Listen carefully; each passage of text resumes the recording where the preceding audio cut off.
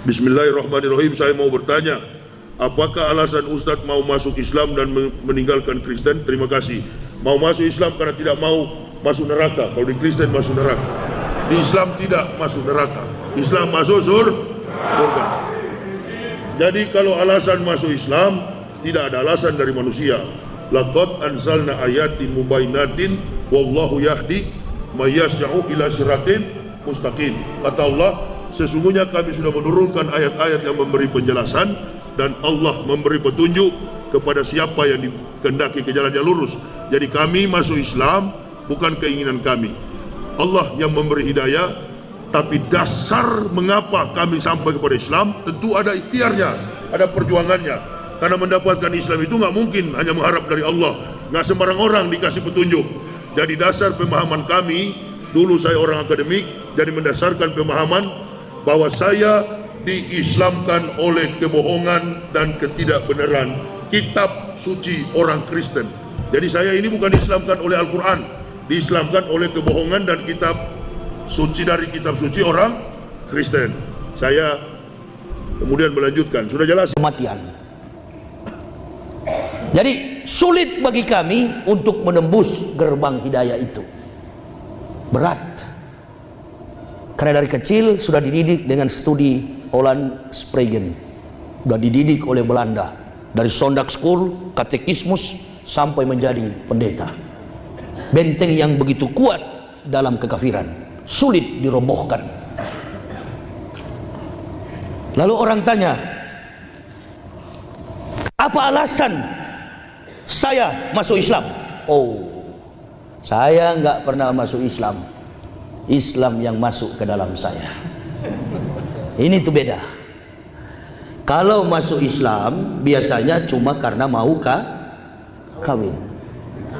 Kalau orang masuk Islam biasanya cuma ikutan. Itu masuk Islam. Asal sudah ketemu dengan apa yang ia niatkan, sudah boleh keluar lagi. Tapi kalau orang yang Islam masuk ke dalamnya, itu pilihan. Pilihan dari siapa? Allah. Al-Baqarah dan Quran Surah An-Nur itu kontras. Di Al-Baqarah bilang begini, innal ladzina kafaru sawa'un alaihim a ansartahum am lam tunsirhum la yu'minun. Saya jadi hati-hati bicara karena sound system. Susah saya meledak, takut saya. Dia tak keluar suaranya. Ini Al-Baqarah. Sekalipun engkau meyakinkan Muhammad, orang kafir la yu'minun, tidak akan beriman. Itu dalam Al-Baqarah. Versi mu'alaf. Versi mu'alaf. Ini mu'alaf.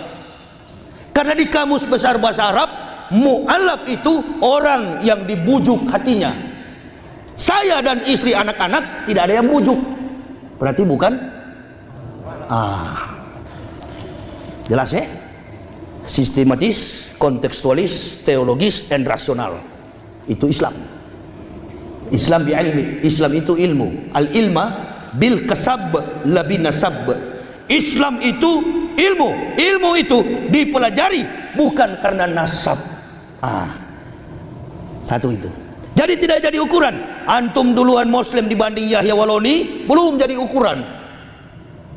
Bukan jadi ukuran. Ukurannya di mana? Bangunan Masjid Siti Aisyah ini kuat, saya yakin 1000% karena pondasinya kuat. Amantu billahi wa bima qala Allah taala, amantu bi rasuli wa bima qala Rasulillahi sallallahu alaihi wasallam. Amantu billah, beriman kepada Allah, wa bima qala Allah taala, dan mengamalkan apa yang diperintahkan oleh Allah. Makanya ada sistematika ketika orang beriman mengucapkan dua kalimat syahadat, asyhadu an la ilaha illallah wa asyhadu anna Muhammadar Rasulullah. Tidak hanya beriman kepada Allah, tetapi dia juga beriman kepada Nabi Muhammad. Kalau sudah beriman kepada Nabi kita Muhammad sallallahu alaihi wasallam, berarti kita sudah beriman kepada 123.999 nabi yang diutus Allah. Di dalamnya ada 25 rasul. Masya Allah. Nabi itu ada 124.000, tapi 123.999 nabi gagal. Coba panggil ahli sejarah, bibliologi, ahli sejarah, teologis, teolog, filsuf. Tidak ada nabi yang berhasil kecuali satu, baginda Rasulullah Muhammad sallallahu alaihi wasallam. Nabi yang terakhir gagal itu jaraknya 3.500 tahun dari Musa alaihissalam, Moses. Karena ini kitab Kristen ini suka dirubah-rubah. Musa diganti Moses, Daud diganti David. Makanya orang Solo banyak yang rubah-rubah nama Isa diganti Yesus, Isa diganti Yesus. Saya aneh lihat orang berdebat di YouTube. Sampai sekali Zakir Naik pun menyebut Yesus itu Isa, berarti awam. Beliau awam, bukan ahli. Di dalam studi antropologi, linguistik, budaya dan bahasa, kalau saya tanya kepada ibu bapak, saudara-saudaraku rahimakumullah, ada orang bernama Ahmad, ada orang bernama Suyono, mana di antara dua orang ini orang Jawa? Mari kita buka. Ini saya bikin 8 satuan kredit semester supaya kita tahu bahwa Islam itu hebat. Ada dua orang, satu bernama Frederick, satu bernama Donald, satu bernama Saipul. Mana orang Indonesia? Saipul. Satu bernama Jesus, satu bernama Isa, satu bernama Joshua Hamasya. Mana Nabi yang ke-24 yang disebut dalam bahasa Arab Isa yang sebenarnya? Bingung akhirnya kan? Karena sudah terkonsep di dalam mindset kita. Bible Kristen itu kita anggap Injil, kita sebut Injil. Isa kita hubungkan terus dengan Yesus. Bahasa asli Isa itu, nama di kampungnya adalah Joshua Hamasya. Lahir di Bethlehem tanggal 6 sebelum Masehi. Dalam buku saya halaman 86, Profesor Dr. JLCH Christian Abineno, seorang teolog Kristen terkemuka, berkata, sampai hari ini kita tidak tahu secara persis tanggal, bulan, dan tahun berapakah Yesus itu dilahirkan. Lihat Abineno, Ibadat Jemaat dalam abad-abad pertama, Badan Perpustakaan Kristen BPK, Jakarta 1961 halaman 64. Yang berkata ini bukan Yahya Waloni, yang mengatakan ini pendeta kaliber kelas dunia Abineno, teolog terkemuka di kalangan Kristen. Dia yang berkata, sampai hari ini kami tidak tahu secara persis tanggal, bulan, dan tahun berapakah Yesus dilahirkan. Berarti tahun 2006 Pak Maruf Amin, Ketua MUI, menurunkan fatwa menyebut Natal itu haram. Tapi begitu 2018 mau calonkan diri jadi presiden, dia berdiri di depan kamera lalu mengatakan, selamat hari Natal. Udah ngos-ngosan pula, selamat hari Natal. Dulu haram. Apakah menyebut selamat Natal itu haram? Saya tidak. Banyak jamaah yang WA ke saya, Ustaz, betulkah selamat Natal itu haram? Tidak. Tidak semudah itu mengharam-haramkan orang Islam. Tapi kalau kita lihat dari versi otak pendeta, mereka mengatakan kami tidak tahu secara pasti. Berarti bukan haram. Begitu kita mengucapkan selamat Natal, bukan haram. berarti sama-sama goblok dengan kafir.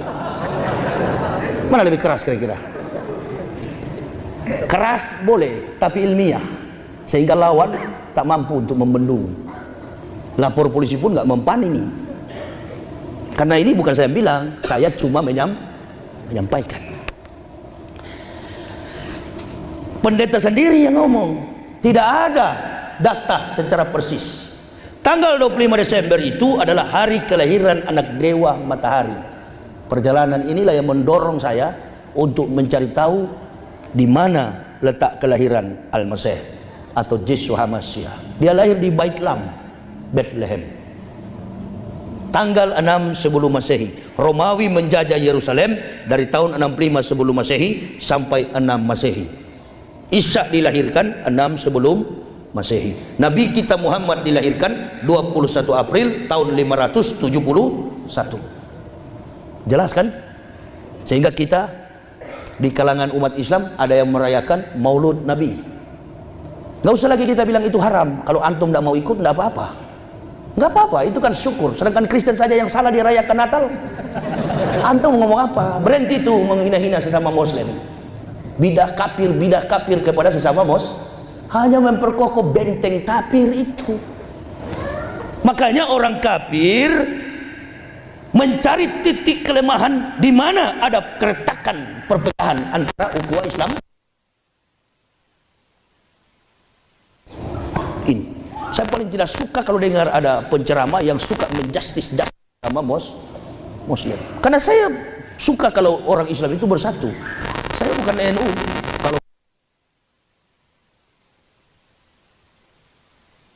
yang kunut ada juga tidak kunut. Ustaz ceramah di Boyolali, Muslim. Kau jaga gereja, Ustaz kau usir. Pakai uniform lengkap, baret miring, SD kau tidak tamat. Akibat kebodohan inilah mudah digiring oleh opini. Prinsip tidak kuat, yang ada mengikuti apa saja yang penting bisa mengenyangkan. Ini tuh trik orang munafik. Dan Hitler dia berkata, orang munafik itu seperti lalat di atas feses. Dia berputar di atas feses, yang dia konsumsi adalah feses, tai.